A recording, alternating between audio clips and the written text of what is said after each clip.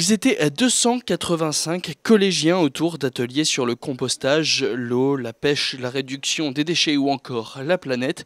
Et pour les intéresser, les encadrants ont dû redoubler d'ingéniosité. Alors, c'est un atelier où on propose des jeux éducatifs. Donc, on a un jeu de loi qui s'appelle Ma Planète, qui a été réalisé par l'École des consommateurs de Gravelines, par les participants, et qui a été imprimé et qu'on propose au jeu aujourd'hui pour les jeunes des collèges. Ce qui est bien avec ce jeu, c'est qu'il y a plusieurs choix de réponses.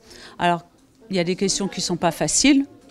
Surtout parce qu'au départ, c'est adapté plus pour les adultes, mais on les reformule de telle façon que les enfants comprennent. On explique aussi les mots quelquefois, et ils ont le choix dans les réponses. Il y a 3 choix. Donc, je dis voilà, vous répondez ce que vous pensez le mieux, et puis si on se trompe, c'est pas grave.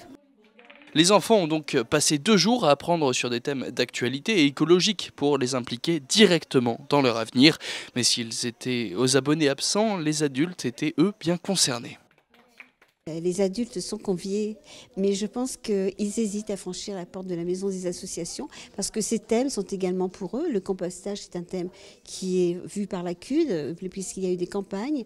La destruction des déchets, c'est exactement la même chose. Bon, Ma Planète, oui, tout le monde est concerné par la planète. Un jeu de loi, ça peut être très bien fait par des adultes.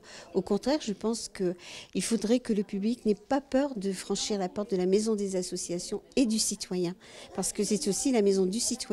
Et tous ces thèmes sont développés également pour eux, pas uniquement pour des collégiens. L'an prochain, la Maison des associations animera encore des ateliers, mais cette fois-ci ce sera sur un autre thème, toujours dans le cadre des études de ces collégiens.